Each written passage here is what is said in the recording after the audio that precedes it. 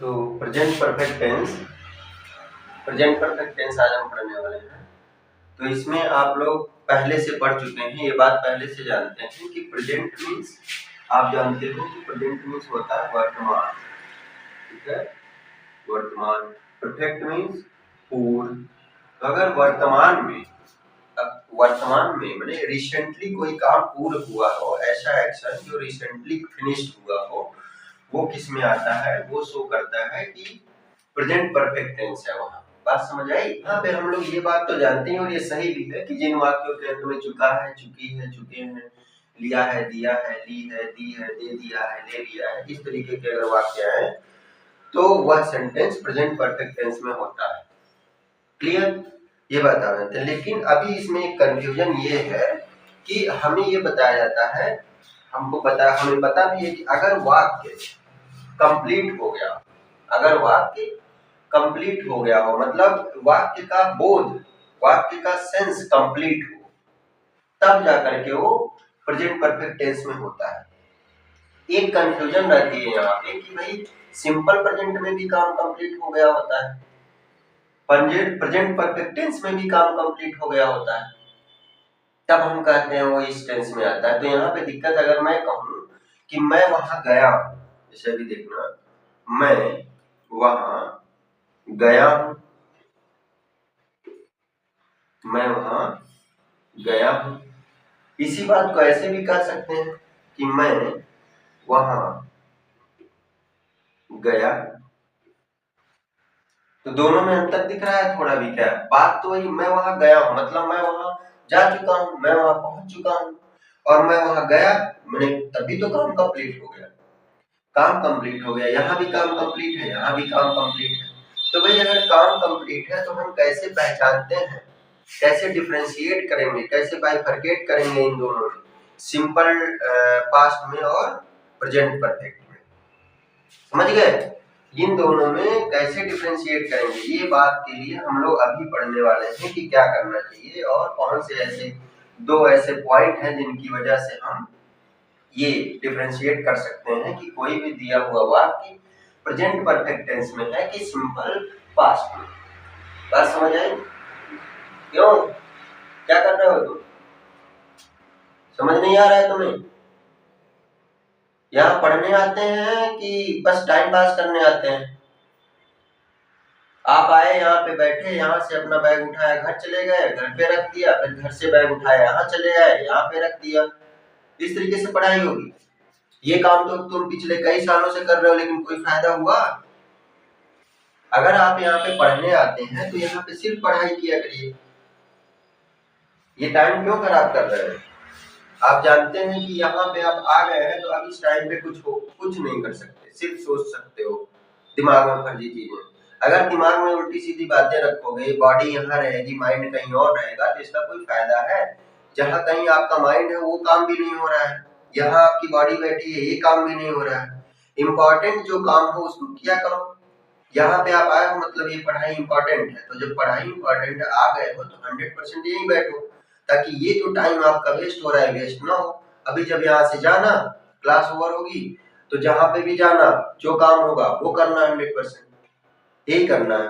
आप बैठे यहाँ रहते हो, करते वहां की हो, सोचते वहां की हो, पता नहीं क्या टाइम पास करते रहते हो, इसका कोई फायदा होता है आपको?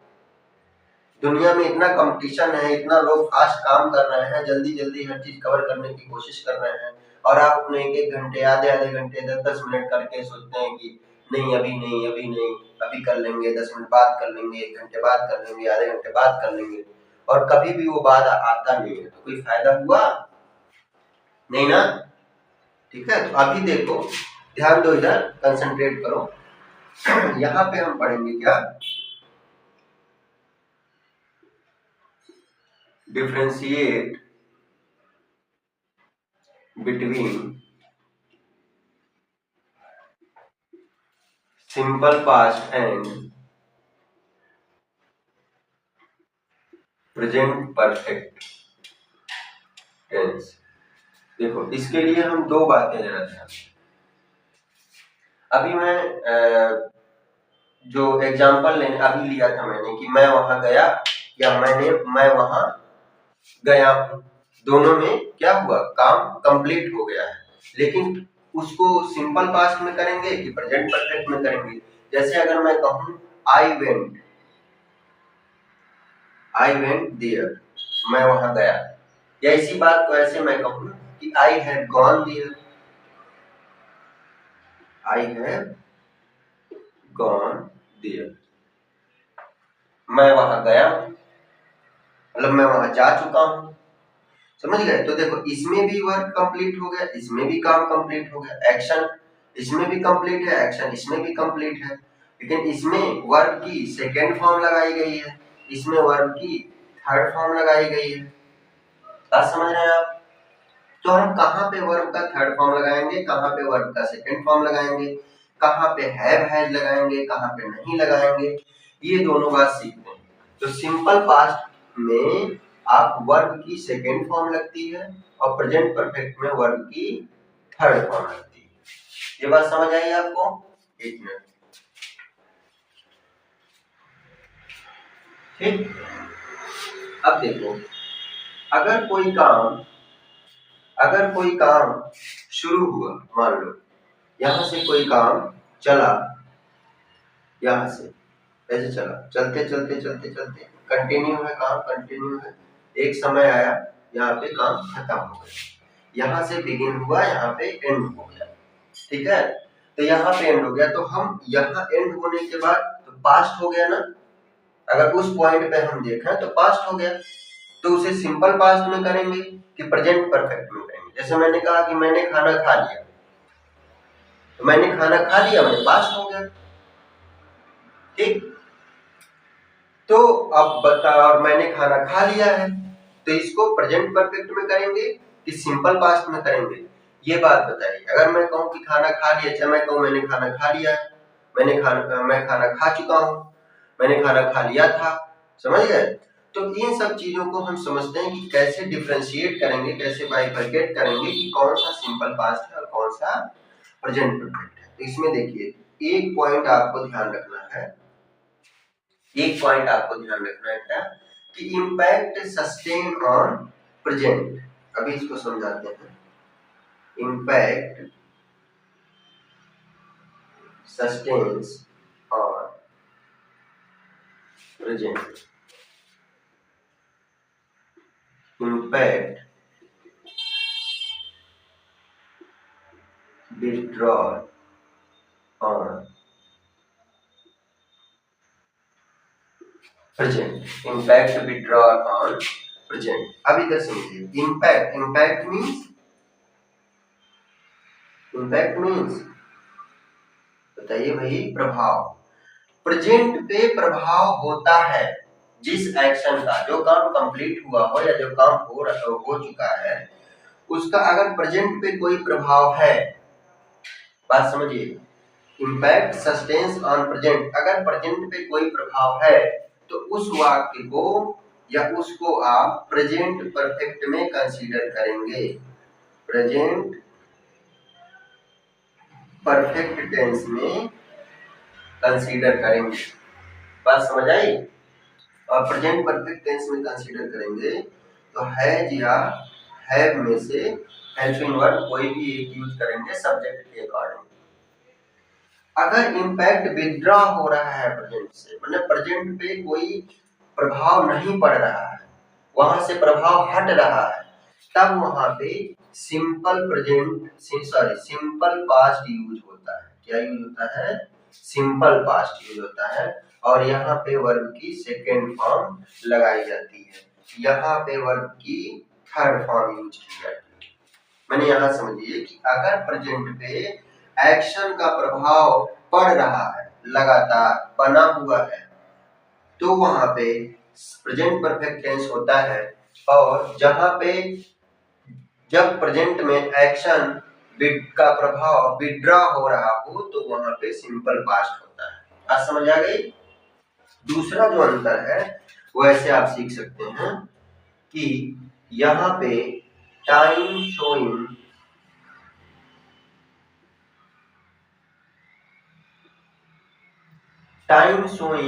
वर्ड्स अगर यूज हुए, यहाँ पे टाइम शोइंग वर्ड्स अगर यूज हुए हैं तो वो सिंपल पास्ट में होता है और इसमें टाइम शोइंग वर्ड यूज नहीं होते हैं। इसमें टाइम शोइंग वर्ड यूज नहीं होते हैं। बात समझ आई? टाइम शोइंग वर्ड कौन से होते हैं? जैसे स्टडे, एगो, लास्ट। बात समझ आई? बिफोर। हाँ भाई, क्या बातें हो रही हैं? इधर ध्यान दीजिए।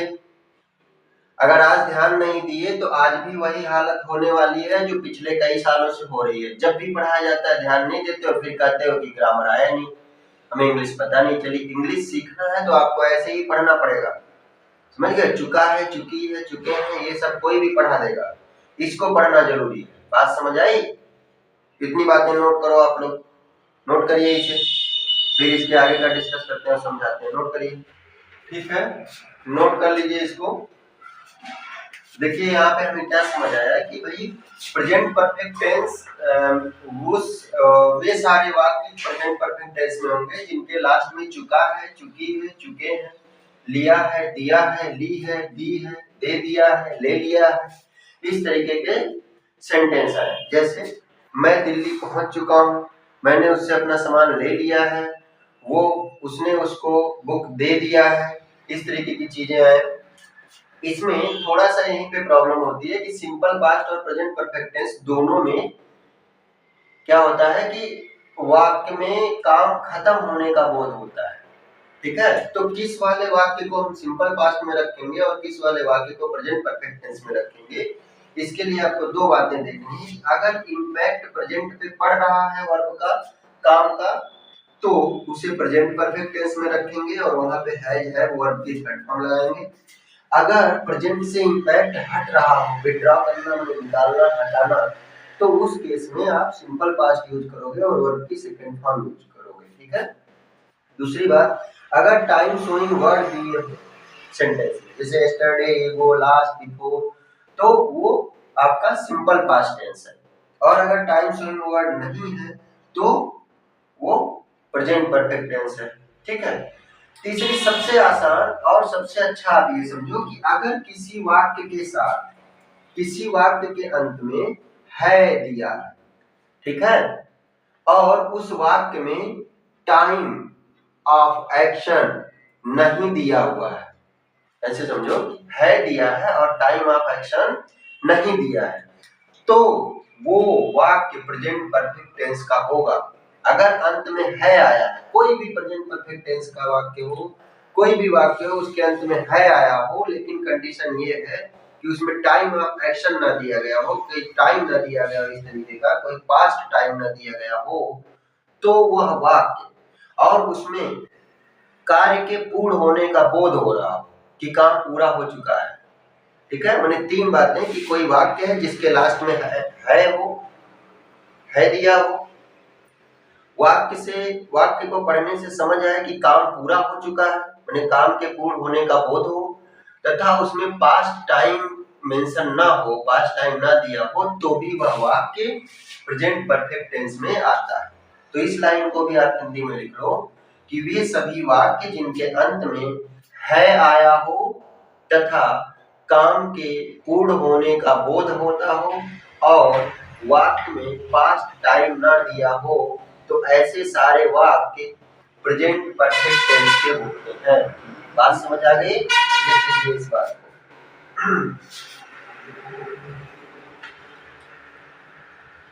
ठीक है? तो क्या डिफरेंस है सिंपल पास्ट और प्रेजेंट परफेक्ट में?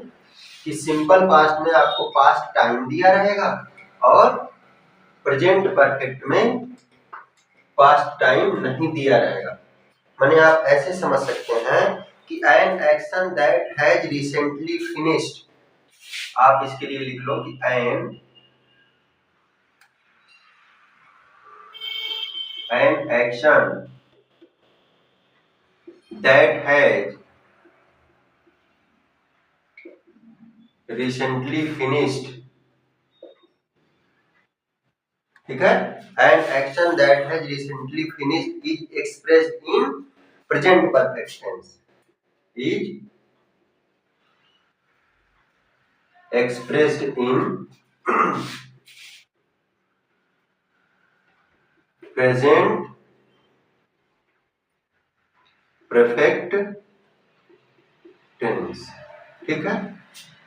मैं इस क्लास को हिंदी इंग्लिश दोनों में पढ़ाता हूँ ताकि हिंदी मीडियम वाले भी आराम से सीख सकें ग्रामर और इंग्लिश मीडियम वाले, ठीक है। अब देखिए, N action that has recently finished, एक काम जो अभी तुरंत तुरंत खत्म हुआ हो, जल्दी जल्दी खत्म हुआ हो, वो एक्सप्रेस होता है किसमें, प्रेजेंट परफेक्ट टेंस में, समझ गए। जैसे he has come to Delhi recently, अगर एक एग्जांपल है, he has come to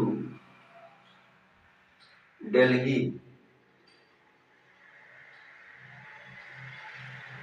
recently, he has come to Delhi recently, ठीक है। वह अभी अभी दिल्ली आया है, मतलब वह दिल्ली अभी अभी पहुंच चुका है, वह दिल्ली अभी अभी आया है, बात समझ आई। तो इसमें ये भी कह सकते हैं आप, आया है, गया है, आया है,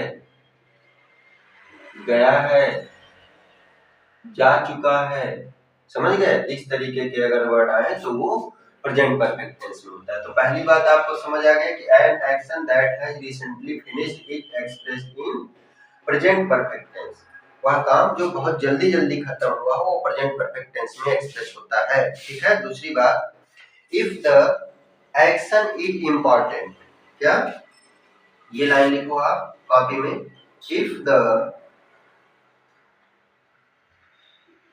एक्शन इज इंपॉर्टेंट, क्या बोल रहा है? समझ नहीं आ रहा है कि समझना चाह नहीं रहे हो?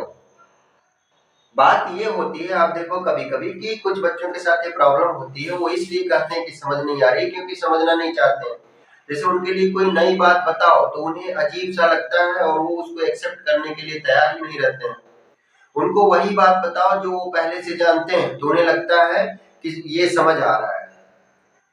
कोई नई बात इसमें अगर बताई जा रही है कि प्रेजेंट परफेक्ट टेंस वहां होता है जहां चुका है, चुकी है, चुके हैं, लिया है, दिया है, तो ये बात आप मान लो कि अगर वाक्य में ये चीजें आई तो प्रेजेंट परफेक्ट टेंस है, मुझे समझ आ रहा है। पहले से तो आप जानते नहीं थे, बात समझे। कोई भी बात नहीं होती, जैसे आप छोटे थे कोई भी बात बताई गई कि ये पेन है, पेंसिल है, तो आपने माना ना उस बात को। ऐसे ही यहाँ पे जो सिखाई जाती है, जो आपके टीचर सिखाते हैं, चाहे आपके कॉलेज में, चाहे आपके स्कूल में, आपके कोचिंग सेंटर्स में, तो वो बातें आपको माननी पड़ती हैं, सीखनी पड़ती हैं, तब समझ आएगी।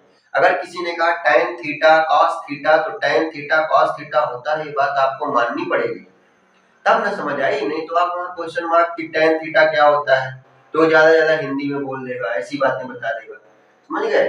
तो आपका ब्रेन जो बात जानता है वो सोचता है कि वही बात हमें पढ़ाई गई, और वो इम्पोर्टेंट नहीं है। जो आप जानते हैं वो तो जानते ही हैं, जो नहीं जानते हैं वो इम्पोर्टेंट है आपके। बात समझ आई? ठीक है, तो अभी इसको मानो, इस बात को, जो बातें बताई जा रही हैं इसको मानो, सीखो, समझ रहे हैं। तो यहाँ पे लिखा है if an action is important, अगर एक्शन इम्पोर्टेंट हो and not the time of action, and not the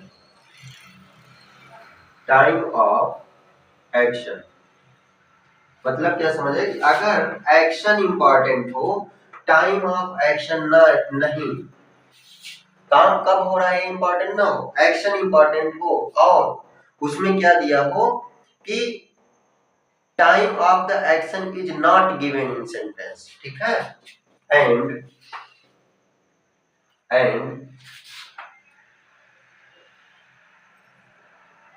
time of action is not given, time of action नहीं दिया गया हो। समझ रहे हैं भाई, क्या समझ रहे हैं कि अगर टाइम ऑफ एक्शन, अगर एक्शन इंपॉर्टेंट हो, टाइम ऑफ एक्शन इंपॉर्टेंट ना हो, तथा टाइम ऑफ एक्शन ना दिया गया हो, तो वहां पे we use we use present perfect tense. ठीक है, कहां पे प्रेजेंट परफेक्ट टेंस यूज होगा? अगर एक्शन इंपॉर्टेंट हो, टाइम ऑफ एक्शन इंपॉर्टेंट ना हो, किस समय पे काम हुआ है ये इंपॉर्टेंट ना हो, केवल एक्शन की इंपॉर्टेंस हो और टाइम ऑफ एक्शन जिस समय पे काम हुआ वो ना दिया गया हो, तो उसको हम प्रेजेंट परफेक्ट टेंस में बनाते हैं इंग्लिश में। समझ गए? वहां पे प्रेजेंट परफेक्ट टेंस यूज किया जाता है। समझ गए आप? जैसे एक एग्जांपल है, अगर हम कि मेरा भाई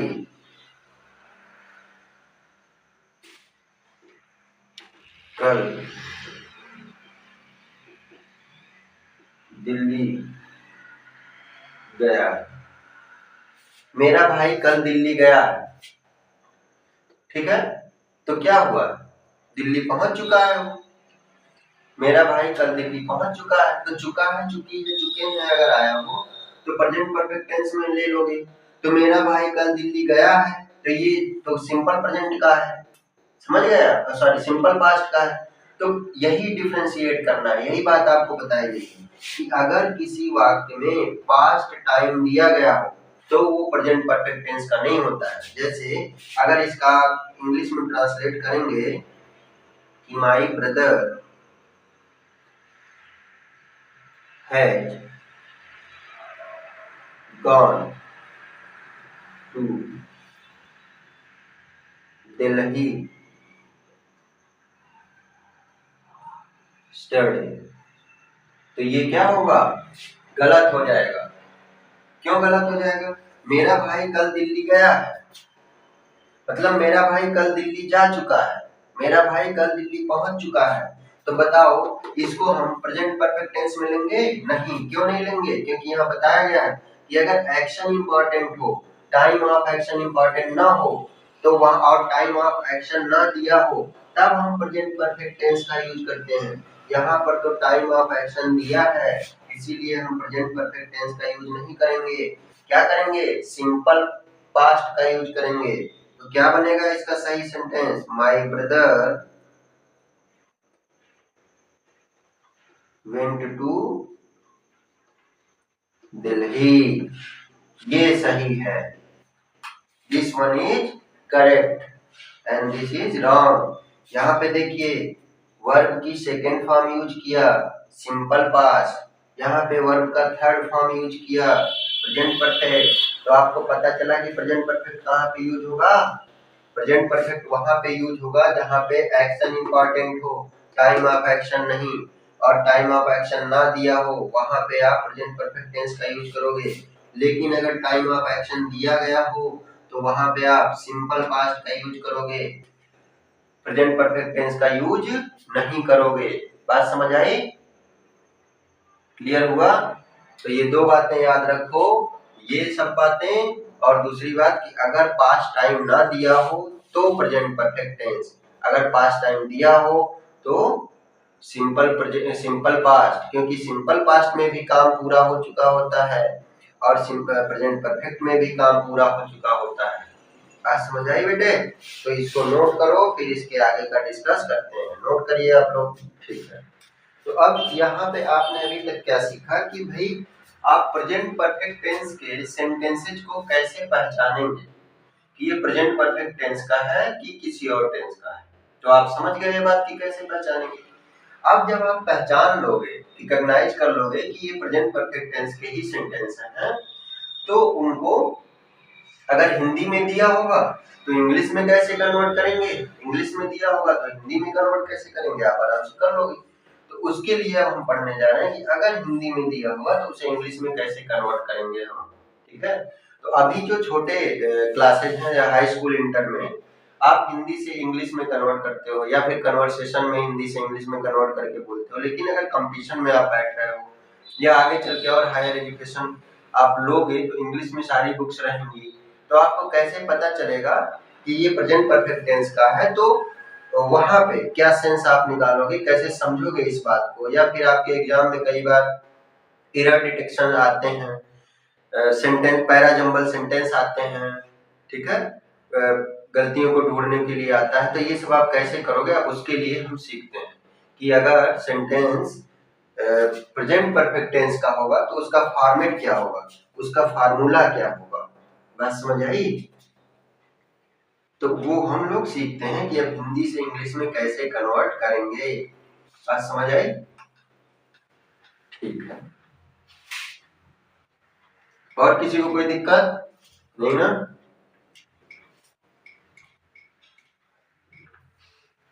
अब इधर देखिए, अगर प्रेजेंट परफेक्ट टेंस के वाक्य हैं तो इसमें आप जानते हो कि दो तीन तरीके के वाक्य होते हैं, सेंटेंस होते हैं। आपने पढ़ा होगा affirmative sentence, negative sentence, interrogative sentence. तो इनको हम सीखते हैं कि अगर अफर्मेटिव सेंटेंस होगा मतलब पॉजिटिव सेंटेंस होगा तो उसके लिए क्या फॉर्मूला होगा, हम कैसे इंग्लिश में कन्वर्ट करेंगे। हम फॉर्मूला पढ़ते हैं कि अगर पॉजिटिव सेंटेंस होगा, पॉजिटिव सेंटेंस, पॉजिटिव सेंटेंस को हिंदी में कहते हैं सकारात्मक वाक्य, सकारात्मक वाक्य। अगर सकारात्मक वाक्य होते हैं, पॉजिटिव सेंटेंस में होते हैं जिनमें नहीं, क्या, क्यों, कैसे, सब नहीं, जनरल वाक्य होते हैं। बात समझ आई? पॉजिटिव सेंटेंस होंगे, इनको आप अफर्मेटिव भी कहते हैं, अफर्मेटिव सेंटेंस। ठीक है, अफर्मेटिव। तो अगर अफर्मेटिव सेंटेंस होगा तो इंग्लिश में इसका अनुवाद करते समय सबसे पहले आप सब्जेक्ट लिखेंगे, फिर आप हैज या हैव में से कोई एक लिखोगे, या तो हैड या हैव, सब्जेक्ट के अकॉर्डिंग, अभी मैं बताऊंगा। उसके बाद से आपकी वर्ब की थर्ड फॉर्म होगी और फिर ऑब्जेक्ट होगा और फिर अदर वर्ड या फिर कॉम्प्लीमेंट्स होंगे। ठीक है, क्लियर हुआ? अगर पॉजिटिव सेंटेंस है, अगर निगेटिव सेंटेंस होगा, निगेटिव सेंटेंस होगा तो निगेटिव सेंटेंस मीन्स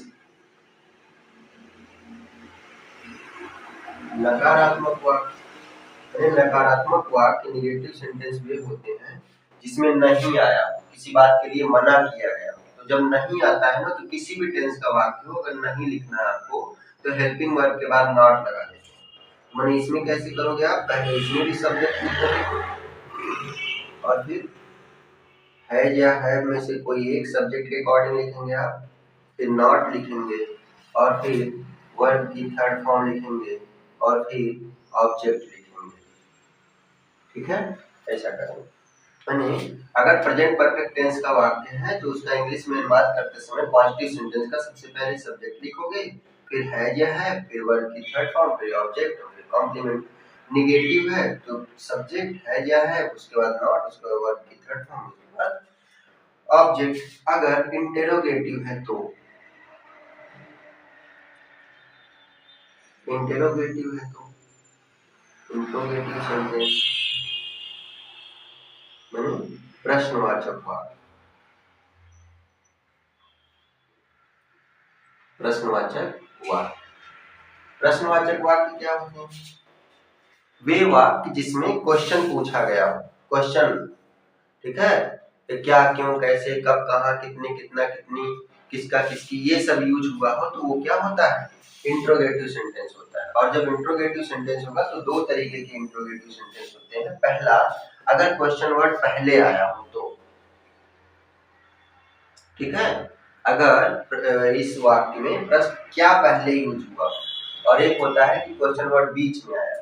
तो अगर पहले क्या यूज हुआ होगा तो आप हैज या हैव में से कोई एक पहले लिखोगे, फिर आप सब्जेक्ट लिखोगे, फिर आप वर्ब की थर्ड फॉर्म लिखोगे और फिर ऑब्जेक्ट लिखोगे और साथ में क्वेश्चन मार्क। और अगर क्वेश्चन वर्ड बीच में आए होंगे तो उनकी इंग्लिश पहले लिखोगे आप, फिर हैज या हैव में से कोई एक लिखने वाले को लिखोगे, फिर आप सब्जेक्ट लिखोगे, फिर वर्ब की थर्ड फॉर्म लिखोगे और फिर ऑब्जेक्ट लिखोगे क्वेश्चन।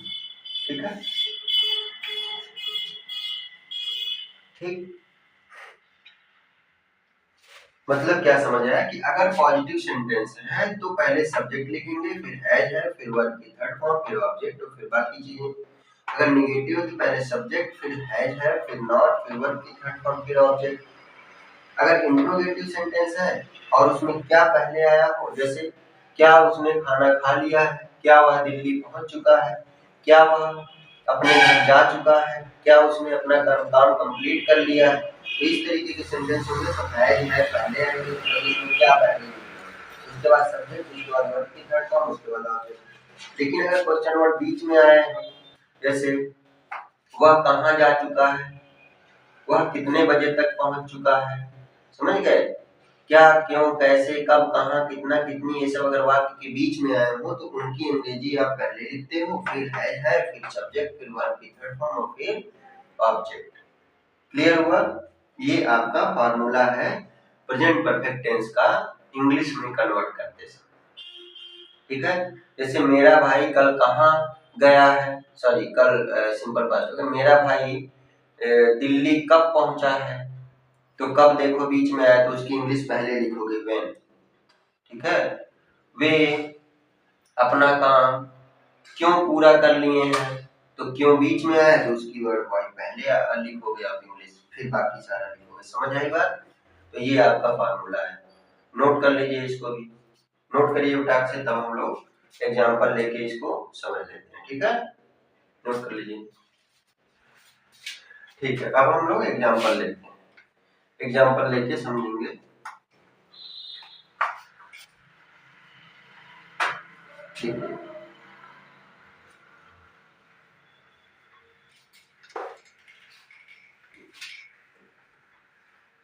जैसे मैं आपको एक वाक्य देता हूं, हम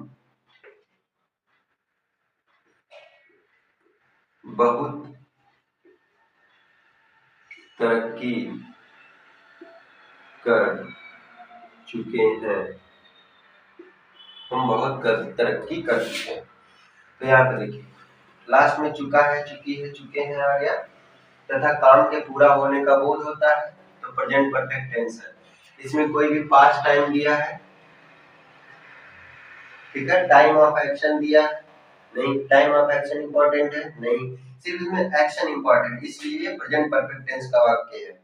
और प्रेजेंट टेंस परफेक्ट टेंस का सेंटेंस है, माने इसकी इंग्लिश लिखते समय आप क्या करोगे, किस टाइप का सेंटेंस है, पॉजिटिव सेंटेंस है, अफर्मेटिव सेंटेंस है, सबसे पहले आप सब्जेक्ट लिखोगे वी, ठीक है, और वी के साथ यूज होता है क्या, है, वी है, क्या बताइए, हमने क्या कर लिया, तरक्की, तरक्की, तरक्की मीन्स प्रोग्रेस, वी है प्रोग्रेस्ड, हमने तरक्की कर लिया है, कितना, बहुत ज्यादा तरक्की कर लिया है, तो वी है प्रोग्रेस्ड ए लॉट, हमने बहुत ज्यादा तरक्की कर लिया है।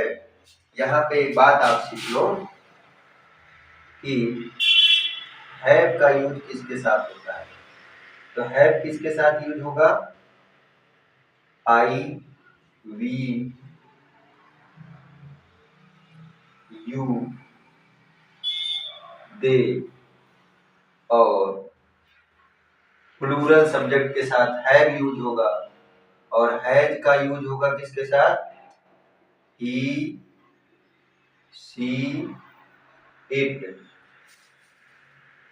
कोई नेम हो या फिर सिंगुलर सब्जेक्ट हो तो वहां पे हैज का यूज होगा। ठीक है, हैज का प्रयोग कहाँ पे, हैव का प्रयोग और हैज का यूज सीख लिया, हैव यूज होगा आई, वी, यू, दे प्लूरल के साथ, और हैज यूज होगा ही, सी, इट, नेम और सिंगुलर के साथ। अगर यहीं पे हो कि हमने बहुत तरक्की नहीं किया है, हमने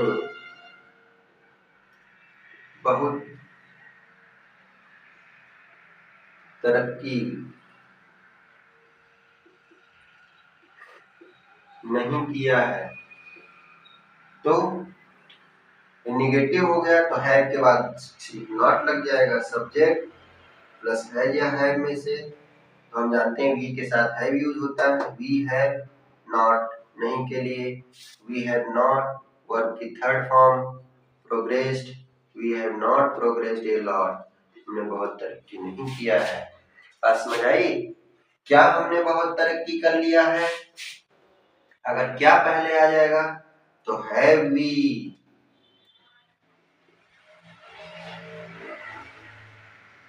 प्रोग्रेस लॉट, क्या हमने बहुत तरक्की कर लिया है, तो क्या देखो वाक्य में पहले आ गया, तो इसलिए इसमें पहले है या है में से कोई यूज होगा सब्जेक्ट के अकॉर्डिंग। अगर क्या पहले नहीं आया होता तो उसके पहले हम कोई क्वेश्चन वर्ड यूज करते जो बीच में आया होता। बात समझ आ गई बेटा? बहुत बढ़िया। अब मैं आपको एक और बात बताता हूँ। जैसे यहाँ पे मान लीजिए एक सेंटेंस है कि we have reached the moon, we have reached the moon, हम चंद्रमा तक पहुंच चुके हैं, हम चंद्रमा पर पहुंच चुके हैं। देखो यहाँ पे पास्ट टाइम नहीं दिया है तो प्रेजेंट परफेक्ट टेंस में बना है, सब्जेक्ट प्लस है प्लस वर्ब की थर्ड फॉर्म। लेकिन अगर टाइम दिया होता तो we went the moon on 22 October 2008। देखिए आप, देखो इधर देखो, ध्यान दो, क्या कर रहे हो? दिखाओ मुझे, कॉपी दिखाओ अपनी, लिख नहीं रहे हो तुम क्या? बोलिए।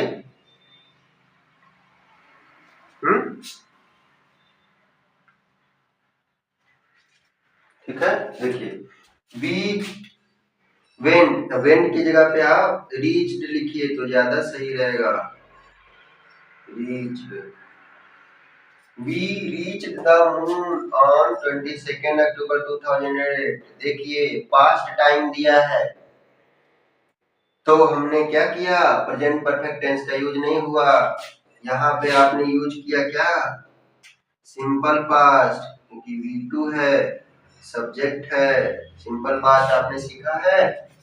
बात समझ आई?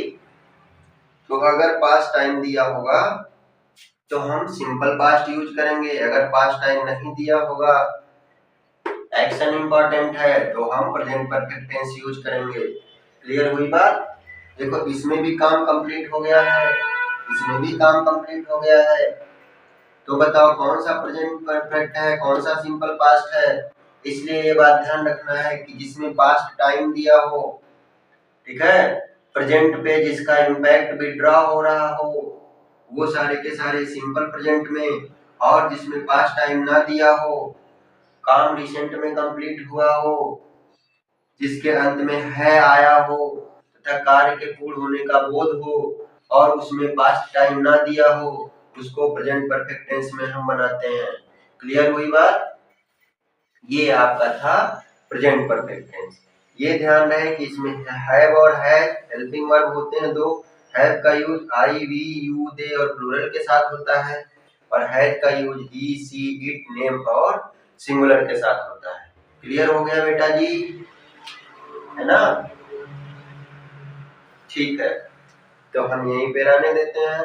अब इसके क्वेश्चन आप प्रैक्टिस करेंगे, मैंने जो दिया है आपको या जो अभी दिया जाएगा, ठीक है, बाकी का हम नेक्स्ट डे पढ़ते हैं। ठीक है, ओके, थैंक यू, नोट कर लो इसे सब लोग।